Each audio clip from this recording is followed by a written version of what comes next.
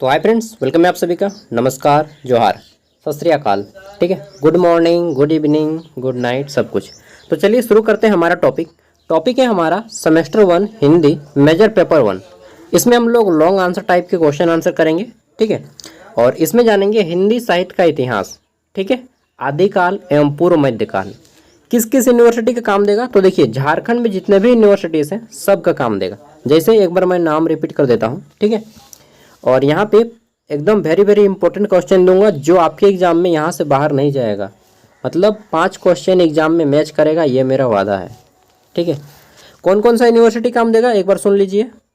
ठीक है, कुछ कुछ यूनिवर्सिटी का मैं नाम लूँगा। सिद्धू कानू मुर्मू यूनिवर्सिटी दुमका, रांची यूनिवर्सिटी, नीलांबर पीताम्बर यूनिवर्सिटी, कोल्हान यूनिवर्सिटी चाईबासा।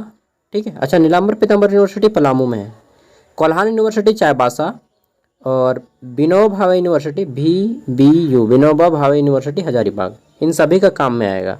बाकी यूनिवर्सिटी का मैं नहीं जानता। अगर आपको यही चीज़ पढ़ना है, सेम चीज़। ठीक है, आदिकाल एवं पूर्व मध्यकाल, जैसे DSP MU BBM KU Jamshedpur women's university, मतलब जमशेदपुर वुमेन्स यूनिवर्सिटी, उनमें क्या पढ़ना है मैंने सिलेबस नहीं देखा है। तो अगर आपको भी यही पढ़ना है तो काम देगा, चाहे आप किसी भी यूनिवर्सिटी से हों। ठीक है, ये था लेक्चर 1 मिनट का। अब हम लोग करते हैं क्वेश्चन आंसर। तो देखिए, आपके एग्जाम में जो क्वेश्चन आएंगे वो 75 मार्क्स का आएगा। आपको मालूम है 1 मार्क्स वाले 5 क्वेश्चन रहेंगे। ठीक है, बाकी जो है 5 मार्क्स वाले क्वेश्चन 2 और 15 मार्क्स वाले क्वेश्चन आपका 4, यानी कि 75 में आपका 70 नंबर जो रहेगा वो लिखने का आएगा। और 70 में मैं डेफिनेटली बोलता हूँ आपको कि यहाँ पे 7 में से 5 प्रश्न आपके यहीं से आएंगे। हो सकता है सातों का सातों मैच कर जाए, लेकिन कम से कम एटलीस्ट 5 क्वेश्चन यहाँ से मैच करेंगे ही करेंगे। ऐसा कैसे आप बोल सकते हैं इतना दावा के साथ? इतना दावा के साथ इसलिए बोल सकता हूँ क्योंकि मैं पिछले 6 साल से पढ़ा रहा हूँ। ठीक है, और मुझे मालूम है इसलिए मैं बोल रहा हूँ। जिसमें ऑब्जेक्टिव क्वेश्चन में मैं नहीं दावा करूँगा, यहाँ पे दावा कर सकता हूँ। ठीक है, तो हमारा पहला प्रश्न है, और 1 घंटा आप मेरे साथ ये सोच के दे दीजिए कि हम 1 घंटा टाइम पास कर रहे हैं सागर भैया के साथ। ठीक है, या सागर दोस्त के साथ, जो भी आप सोचिएगा। तो 1 hour time pass with me. ठीक है, और ऐसा सोचिए कि यहाँ पे आप पढ़ने नहीं आए हैं, इंजॉय करने आए हैं 1 आवर। ठीक है, चलिए हम लोग इंजॉय करते हैं, टाइम पास करते हैं, पढ़ाई लिखाई नहीं है, बस लफाजी हम लोग कर रहे हैं यहाँ पे 1 घंटा। और 1 घंटा जो लफाजी कीजिएगा मेरे साथ, वो आपके एग्ज़ाम में काम आएगा। ठीक है, तो हमारा पहला प्रश्न है, हिंदी साहित्य इतिहास लेखन की परंपरा का विस्तार से लिखिए। ठीक है, या विस्तार से वर्णन कीजिए। चाहे हिंदी साहित्य लेखन परंपरा क्या है यह बताइए। मतलब हिंदी साहित्य लेखन परंपरा से रिलेटेड कुछ भी प्रश्न है, आपको इसका आंसर करना है। ठीक है, तो यहाँ पे आपको आंसर दिया जा रहा है। ठीक है, तो आंसर चलिए हम लोग करते हैं। दूसरा प्रश्न जानने से पहले हम लोग आंसर को एक बार कर लेंगे। ठीक है, कि हिंदी साहित्य का जो इतिहास है, लेखन की परंपरा फ्रेंच विद्वान, फ्रेंच मतलब फ्रांस के एक विद्वान थे गारसा नाम से, द तासी से शुरू होकर आचार्य रामचंद्र शुक्ल तक कई महत्वपूर्ण पड़ावों से गुजरी है। ठीक है, आप बोलिएगा हिंदी फिर फ्रांस कहाँ गया? तो भाई रामचंद्र शुक्ल से शुरू होता है, लेकिन फ्रेंच विद्वान का भी एक योगदान है। ठीक है, ऐसा नहीं कि मतलब विदेशी व्यक्ति यहाँ पे आके रिसर्च नहीं करते हैं, हमारे भाषा पे भी करते हैं। ठीक है, शुरुआत में यह लेखन वर्णात्मक यानी कि वर्ण क्रम के अनुसार, ठीक है, और कवियों के परिचय तक सीमित था। यानी कि पहले हिंदी साहित्य के इतिहास में केवल हम लोग वर्ण क्रम वो सब पढ़ते थे और कवियों का परिचय पढ़ते थे। लेकिन धीरे धीरे वैज्ञानिक दृष्टिकोण आगे बढ़ा। ठीक है, और परिस्थितियों का प्रभाव बदलता है, और आपको मालूम है कि समय के साथ हर चीज़ बदलता जाता है। ठीक है, पढ़ाई हो चाहे व्यक्ति का स्वभाव हो, ठीक है, हर चीज़। तो एक व्यवस्थित और प्रामाणिक इतिहास बनने में महत्वपूर्ण भूमिका निभाई है। ठीक है, किन्होंने महत्वपूर्ण भूमिका निभाई? आचार्य रामचंद्र शुक्ल जी ने। ठीक है, हिंदी को एक प्रामाणिक और इतिहास बनाने में बहुत बड़ा रोल रहा है आचार्य रामचंद्र शुक्ल जी का। ठीक है, हिंदी साहित्य इतिहास लेखन की परंपरा का विकास। ठीक है, तो अभी हम लोगों ने 2 नाम बोले, गारसा द तासी, ये जो है फ्रांस के हैं। ठीक है, और हिंदी साहित्य इतिहास लेखन की शुरुआत फ्रेंच विद्वान गारसा द तासी ने की। उन्होंने इस्तवार द लास, ये सब पढ़ने का मन नहीं करता है, अंग्रेजी वर्ड सब, लित्रेयूर, एंदुर, हिंदुस्तानी, ठीक है, उन लोग ऐसा ही बोलता है हिंदुस्तान को, हिंदुस्तानी नामक एक ग्रंथ लिखा है, एक किताब लिखी है उन्होंने। ठीक है, ये किताब का नाम है, आपको याद नहीं रहेगा, मैं पहले ही बोल देता हूँ। ठीक है, बस लिख दीजिएगा कि गारसा द तासी ने एक किताब लिखा है हिंदुस्तानी नाम करके। उस ग्रंथ में क्या लिखा है, जिसमें हिंदी उर्दू कवियों का विवरण है। क्या है इस ग्रंथ में, तो ये जो ग्रंथ है इस्तवार द लासी लिटरेयूर एंदुई हिंदुस्तानी। ठीक है, तो हिंदुस्तानी ये जो ग्रंथ है इसमें क्या है, तो हिंदी और उर्दू कवियों का विवरण है। ठीक है, अंग्रेजी वर्णमाला के क्रम में दिया गया है, यानी कि जो हिंदी के कवि हैं जैसे आचार्य रामचंद्र शुक्ल, ठीक है, मुंशी प्रेमचंद को सबको जानता है, उस टाइम पे मुंशी प्रेमचंद नहीं थे, मैं प्राचीन काल की बात कर रहा हूँ। तो उन सभी कवियों के क्या है, वर्णन है, जैसे विद्यापति हो गए, अमीर खुसरो हो गए। अमीर खुसरो उर्दू के कवि हैं और हिंदी के भी कवि हैं। ठीक है, तो फिर दूसरा जो है यहाँ पे शिव सिंह सेंगर, इनका क्या योगदान है, यहाँ पे बताया गया है कि शिव सिंह सरोज जो है, शिव सिंह सरोज 838 ईस्वी, ठीक है, 800 नहीं 1838 होगा। ठीक है, 1838 ईस्वी में कवियों का विवरण दिया गया, और ये अकॉर्डिंग टू यूनिवर्सिटी जो है दयानंद यूनिवर्सिटी है, महर्षि दयानंद यूनिवर्सिटी, उसके अकॉर्डिंग मैं बोल रहा हूँ। ठीक है, यहाँ पे जो भी चीज़ें बोला जा रही हैं तो कहाँ पे रिसोर्स लेके पढ़ाया जा रहा है वो भी बताया गया है। जॉर्ज ग्रियर्सन, ठीक है, उन्होंने क्या बोला है, हिंदी साहित्य के मतलब विकास में क्या योगदान दिया है, तो इन्होंने जो योगदान दिया है हिंदी साहित्य का इतिहास, पहला वास्तविक इतिहास माना जाता है इन्हीं का। ठीक है, जॉर्ज ग्रियर्सन का, आपको याद भी नहीं रहेगा ये सब नाम, the modern vernacular literature of Hindustan, ये बुक है, और ये बुक जॉर्ज ग्रियर्सन ने लिखा है। इन्होंने हिंदी साहित्य का पहला वास्तविक इतिहास माना जाता है इनके किताब को। ठीक है, फिर आते हैं मिस्र बंधु, अब आते हैं हिंदुस्तानी, राजा हिंदुस्तानी। तो हिंदुस्तानी बिना मज़ा नहीं आता है। मिस्र बंधु विनोद 4 भागों में प्रकाशित हुआ ये मिस्र बंधु विनोद। ठीक है, फिर आता है आचार्य रामचंद्र शुक्ल, जिनका सबसे बड़ा योगदान है हिंदी साहित्य में, और आप इसी को ढाल बना के पूरा का पूरा क्वेश्चन का आंसर दे सकते हैं कि हिंदी साहित्य का इतिहास 1929 को हिंदी का प्रथम वैज्ञानिक इतिहास माना जाता है। हिंदी का प्रथम वैज्ञानिक इतिहास कब से माना जाता है, 1929। ठीक है, आचार्य रामचंद्र शुक्ल जी ने साहित्य को जनता की चित्तवृत्ति का संचित प्रतिबिंब माना, और काल विभाजन, नामकरण और साहित्य प्रवृत्तियों का विश्लेषण प्रस्तुत किया। मतलब हिंदी का वैज्ञानिक अगर मानिएगा तो आचार्य रामचंद्र शुक्ल हिंदी के बहुत बड़े विज्ञान थे। ठीक है, वैज्ञानिक थे, साइंटिस्ट थे। और यहाँ पे कुछ अन्य महत्वपूर्ण बातें जानते हैं, तो हिंदी साहित्य के इतिहास लेखन में काल विभाजन और नामकरण की समस्याएं भी रही हैं। मतलब अलग अलग विद्वान अलग अलग टाइम पीरियड बताता है। ठीक है, हर कोई अपना एक डेफिनेशन देता है, आप भी अपना एक डेफिनेशन दे सकते हैं। फिर आता है हमारा यहाँ पे हिंदीतर भाषी क्षेत्रों में हिंदी साहित्य लिखा जा रहा है, जिसका प्रभाव हिंदी साहित्य के इतिहास पर भी पड़ा है। आधुनिक हिंदी साहित्य में भारतेंदु हरिश्चंद्र, ठीक है, महावीर प्रसाद द्विवेदी जैसे लेखकों का महत्वपूर्ण योगदान रहा। इसके बाद फिर आप जोड़ दीजिएगा कि आज़ादी के बाद या आज़ादी के समय से आचार्य चौधरी नहीं यार, क्या जो बोलते हैं, रामधारी सिंह दिनकर हो गए, उसके बाद मुंशी प्रेमचंद होंगे, इन सभी का भी बहुत बड़ा योगदान है। अज्ञेय हैं, सुमित्रा नंदन पंत है, ठीक है, महादेवी वर्मा है, इन सभी का भी आप लास्ट में जिक्र कर दीजिएगा। ठीक है, तो कुल मिला के इसमें यही पूछा गया है कि जो हमारा हिंदी साहित्य अभी हम लोग पढ़ रहे हैं, इसकी विस्तार पिछला टाइम से बताइए कि कैसे कैसे यह डेवलप किया। ठीक है, आप लोग खुद भी जोड़ के लिख सकते हैं। ठीक है, और मैंने जैसा कि बोला है कि 1 घंटा टाइम पास कीजिए मेरे साथ। तो चलिए दोस्तों आगे बढ़ते हैं दूसरा प्रश्न की ओर।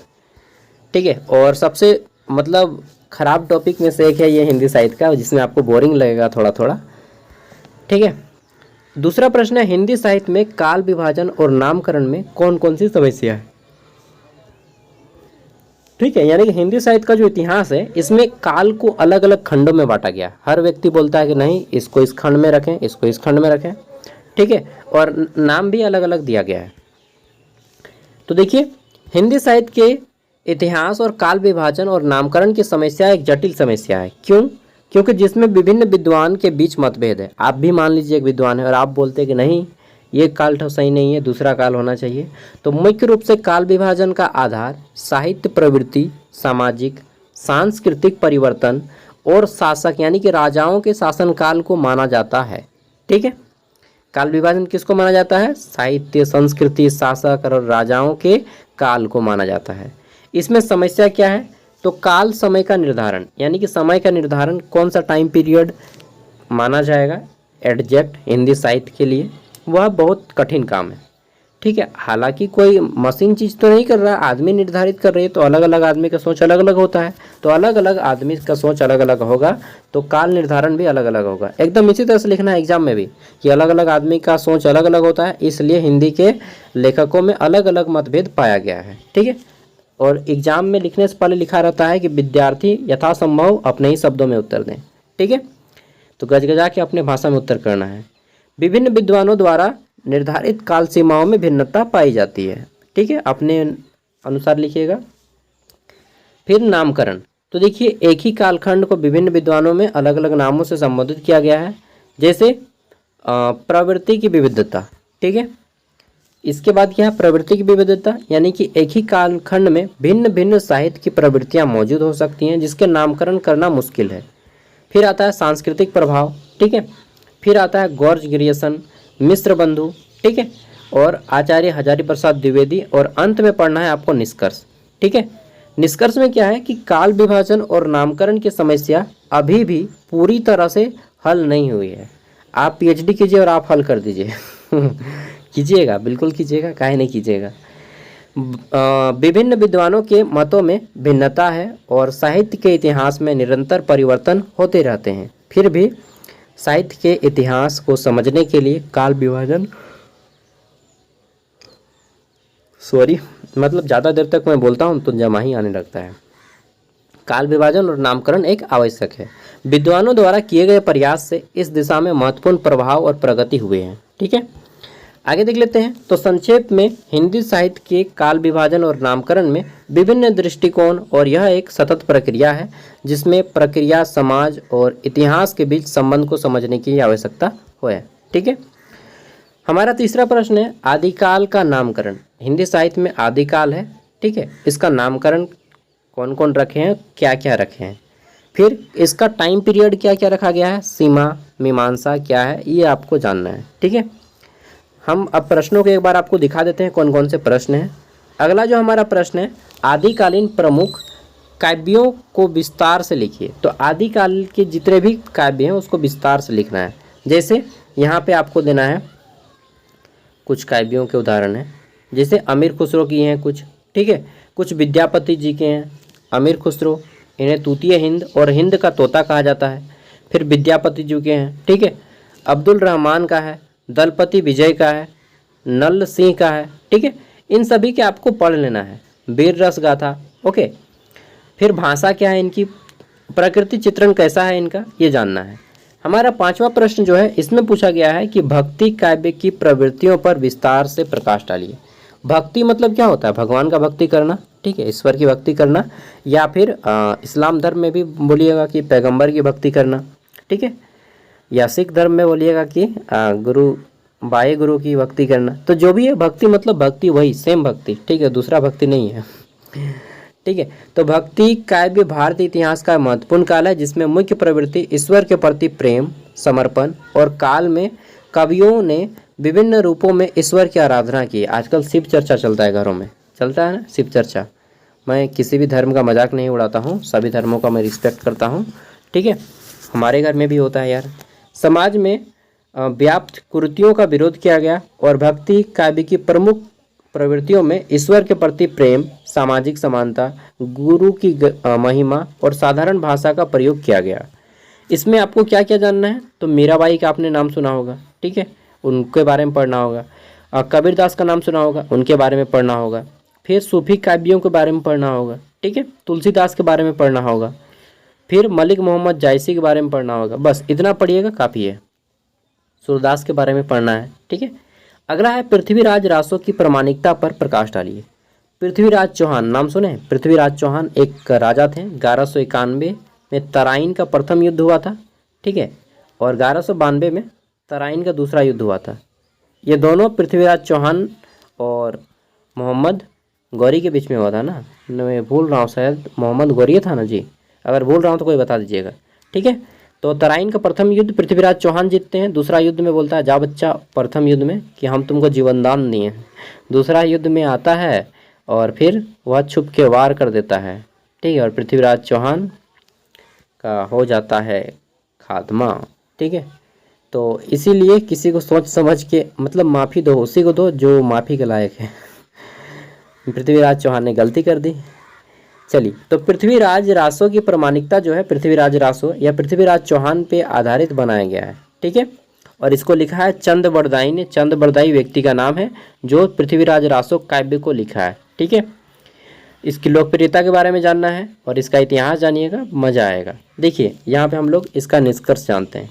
पृथ्वीराज रासो एक महत्वपूर्ण साहित्यिक रचना है, लेकिन इसकी प्रामाणिकता पर संदेह है, ठीक है, कि यह सच भी है या केवल झूठ में बोला गया है।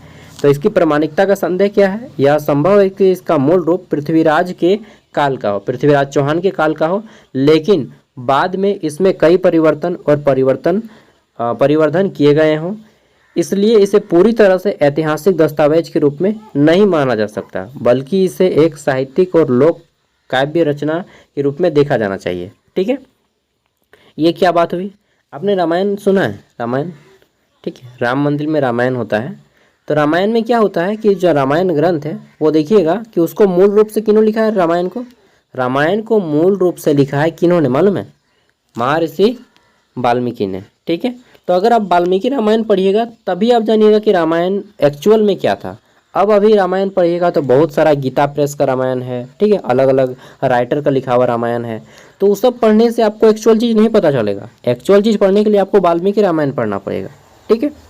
इसी तरह से आपने महाभारत को अगर पढ़ना है तो मूल जो महाभारत है वो महर्षि वेदव्यास ने लिखा था। अगर आप महर्षि वेदव्यास का मूल महाभारत पढ़ते हैं या गीता पढ़ते हैं तभी जानिएगा कि वास्तव में गीता में क्या बोला गया, क्योंकि बाद में जो व्यक्ति लिखता है उसमें कुछ अपना दिमाग भी लगा देता है, ठीक है।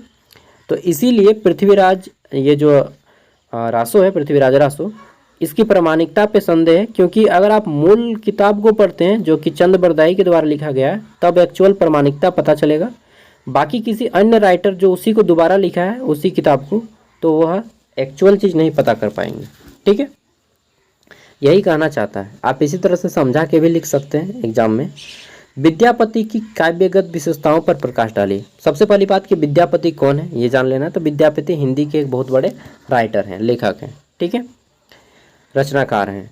तो विद्यापति काव्यगत विशेषताओं में भक्ति भावना, श्रृंगार, वीरता और अद्भुत समन्वय, मैथिली भाषा का प्रयोग और प्रकृति का चित्रण शामिल है।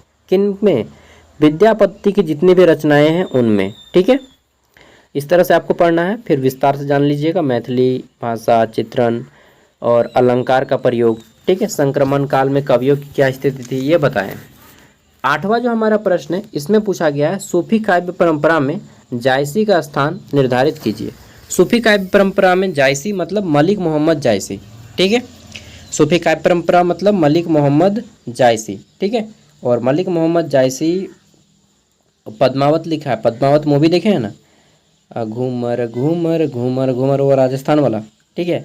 तो वही पद्मावती जो प्रियंका चोपड़ा नहीं क्या नाम है, दीपिका पादुकोण और शाहिद कपूर ने बनाया है, ठीक है। चलिए, तो सूफी काव्य परंपरा, देखिए इस्लाम धर्म में जितने भी साधु संत हैं उनको सूफी काव्य परंपरा बोला जाता है, ठीक है। जैसे दरगाह होता है उनमें, जैसे आपने नाम सुना होगा क्या जो बोलते हैं यार, ख्वाजा मोइनुद्दीन चिश्ती का दरगाह, शेख निजामुद्दीन औलिया का दरगाह, ठीक है। आप हो सकते हैं आप में से कोई इस्लाम धर्म से होंगे तो दरगाह भी गए होंगे। अजमेर शरीफ में एक दरगाह है बहुत बड़ा, दिल्ली में दरगाह है, ठीक है। तो उसी तरह से जैसा हम लोग के हिंदू धर्म में क्या होता है, मंदिर होता है, सेम इस्लाम धर्म में दरगाह होता है, ठीक है। जाइएगा तो बहुत मज़ा लगेगा, मतलब बहुत अच्छा रहता है, ठीक है। चलिए, तो मैं सभी धर्मों को मानता हूँ, मैं मस्जिद भी जाता हूँ, मंदिर भी जाता हूँ यार। मेरे लिए धर्म क्या मालूम है, धर्म सीखने की चीज़ है बस। चलिए, अगला है सूफी काव्य परंपरा में जायसी का स्थान सर्वाधिक महत्वपूर्ण है। किसका स्थान सर्वाधिक महत्वपूर्ण है?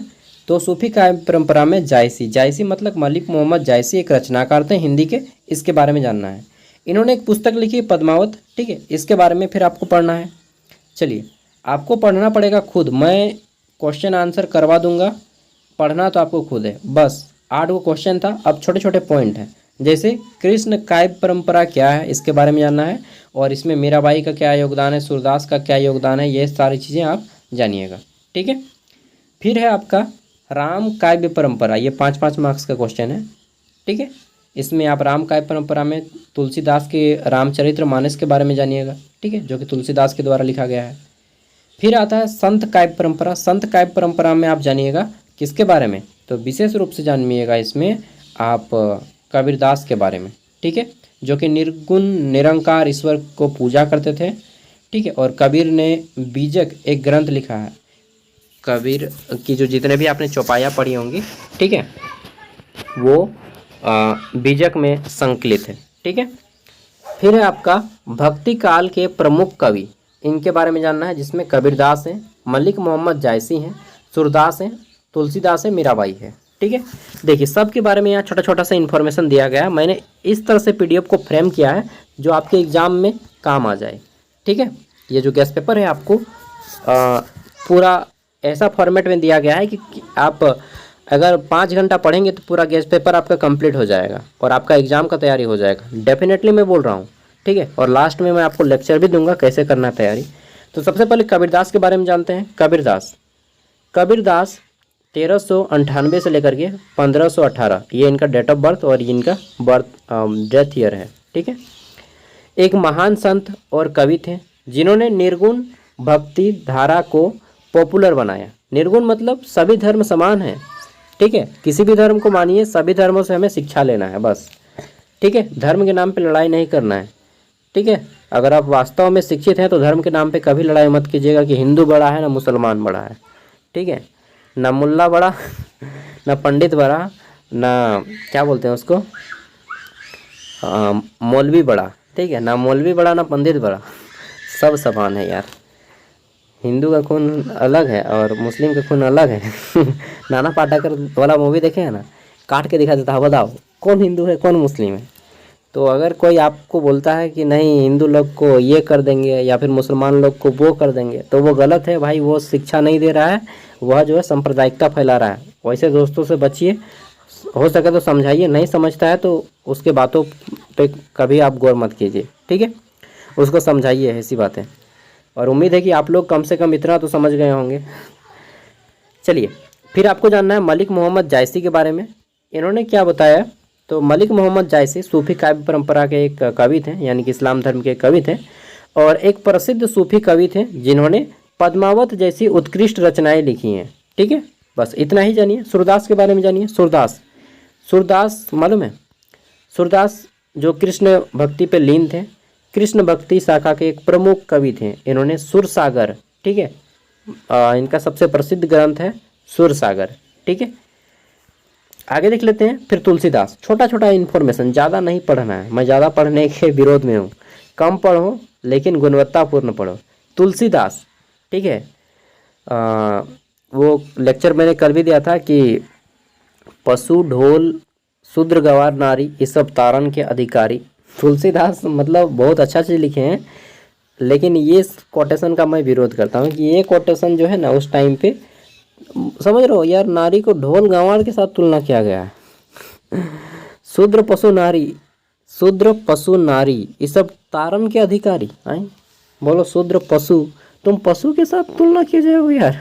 शूद्र पशु ढोल, शूद्र पशु नारी सब तारण के अधिकारी, ढोल के साथ तुलना किया गया है स्त्री का, यानी कि स्त्री की तुलना उस समय पे क्या खराब स्थिति थी वो आप सोच सकते हैं, ठीक है। किताब में भी आपको लिख देना है कि देखिए हम जब तुलसीदास की चौपाई पढ़ते हैं कि ढोल पशु शूद्र नारी ये सब तारण के अधिकारी, इससे यह पता चलता है कि स्त्रियों की तुलना ढोल के साथ किया जा रहा है, बजाने वाला ढोल, समझो अब। तो उस समय में यानी कि 1500 से 1600 के समय में स्त्रियों को ढोल समझा जाता था, ठीक है, बजाओ। चलिए तो वो सब थिंकिंग से पता चलता है कि उस टाइम के आदमी जो है बहुत ख़राब थे अभी की तुलना में। अभी का आदमी का सोच अच्छा है लेकिन सभी का सोच अच्छा नहीं है, ये भी मैं बोलता हूँ, ठीक है। चलिए तो तुलसीदास जो है एक कवि हैं और बहुत अच्छा चीज़ें लिखे हैं। इनकी सबसे बड़ी कृति है रामचरितमानस और हनुमान चालीसा। हनुमान चालीसा तुलसीदास जी लिखे हैं, ठीक है। श्री गुरु चरण सरोज रज निज मन मुकुर सुधारी वर्ण रघुबर विमल जसु जोदायक फलचारी बुद्धिहीन तनु जानिके सुमिरो पवर कुमाल बद बुद्ध विद्या देहु जो ही, ठीक है। हरहु कलेश विकार। उसके बाद शुरू होता है जय हनुमान ज्ञान गुण सागर। मैं यहीं पे इसको एंड करता हूँ, सॉरी भगवान जी।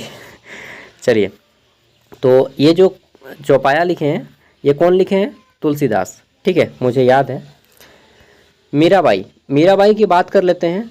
तो मीराबाई कृष्ण भक्ति में लीन थे, ये भी, ठीक है, कृष्ण भक्ति में लीन थे और इन्होंने अपने पद और भजनों के माध्यम से कृष्ण के प्रति अपनी व्यक्त की है। एक गाना है, एक थी मीरा एक थी राधा, एक क्या बोलते हैं, एक प्रेम दीवानी तो एक नदिया का पानी, ऐसा कुछ गाना है ना, वो गाना सुन लीजिएगा। वो मीराबाई का लिखा हुआ चौपाया है, ठीक है।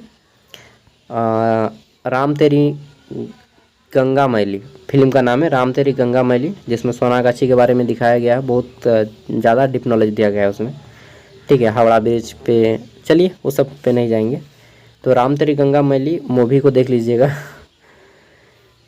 नेक्स्ट है हमारा यहाँ पे, इन कवियों ने अपनी रचनाओं के माध्यम से न केवल भक्ति साहित्य को समृद्ध किया बल्कि समाज को भी नई दिशा दी। और अपने आप यह वीडियो देखकर प्रमुख कवियों के बारे में जान सकते हैं, ठीक है। तो वीडियो तो देख ही लिए होंगे और इसका PDF भी मैं वीडियो का डिस्क्रिप्शन में दे दूंगा। अब अंतिम में आता है क्वेश्चन नंबर 13। मात्र 13 प्रश्न में पूरा का पूरा गेस पेपर खत्म। विद्यापति, अमीर खुसरो हिंदी साहित्य के 2 प्रमुख रचनाकार हैं, इनके बारे में जानना है। विद्यापति कौन थे और अमीर खुसरो कौन थे, ठीक है, और इनकी रचना क्या है। तो देखिए, अमीर खुसरो दिल्ली सल्तनत के रहने वाले थे। बाकी विद्यापति के बारे में भी जान लीजिएगा यहाँ पे आप, ठीक है। और देखिए, मैं पढ़ाने का जो है ना कोर्स सेल नहीं करता हूँ, फिर भी अगर आपको इच्छा हो हमारे एग्ज़ाम के मतलब कंटेंट अच्छा लगे, ठीक है, तो आप 10 रुपीज़ पेड कर सकते हैं इस पर। और मैं यकीन देता हूँ अभी नहीं करना है, जब आपके एग्ज़ाम में क्वेश्चन मैच करेगा उस टाइम कीजिएगा, ठीक है, अभी मत कीजिए। इसका PDF हम आपको वीडियो का डिस्क्रिप्शन में दे रहे हैं। पूरा का पूरा गेस्ट पेपर फ्री में 30 पेज का गेस्ट पेपर है। आप इसे डाउनलोड करके अपने दोस्तों के साथ भी इस वीडियो को शेयर कर सकते हैं और वीडियो को लाइक कीजिएगा। गेस्ट पेपर भी शेयर कर सकते हैं, कोई बात नहीं, वीडियो पे व्यूज़ आएगा। अगर वीडियो को शेयर कीजिएगा तो गेस्ट पेपर शेयर कीजिएगा तो व्यूज़ नहीं आएगा। इसी तरह से मैं आपको हमेशा वीडियो प्रोवाइड करूँगा विथ गेस्ट पेपर। और एक चीज़ जान लीजिए, मैं कभी भी कोर्स सेल नहीं करूँगा, ठीक है। मैं जो गेस्ट पेपर का वीडियो दूंगा यह डिजिटल फॉर्म में गेस्ट पेपर, यह अगर आपको इच्छुक रहेंगे तो 10 रुपया फ़ोनपे, गूगल पे, UPI जो भी UPI है अमेजन पे, उसमें आप कर दीजिएगा नाश्ता के रूप में, समोसा खाने के रूप में, ठीक है। और कभी भी कोर्स का पैसा मैं नहीं लूँगा। अगर इच्छा होगा तो खुद दीजिएगा, नहीं इच्छा है तो कोई ज़रूरी नहीं है। ओके दोस्तों, मिलते हैं अगले वीडियो में। और minor paper, major paper, minor paper 2 को आपका सब्जेक्टिव होगा। MJ पेपर और माइनर पेपर सब्जेक्टिव होगा। SKMU की मैं बात कर रहा हूँ अभी, ठीक है। बाकी जो जितने भी पेपर हैं वो आपके ऑब्जेक्टिव हुए हैं। आज का वीडियो देख लीजिएगा, नहीं देखें तो यहाँ पे लिंक है, ये देख लीजिए ये वीडियो, ठीक है। Okay, bye, all the best. जोहार झारखंड। हमारा प्रश्न है, झारखंड में कितने प्रमंडल हैं? आप आंसर कर सकते हैं।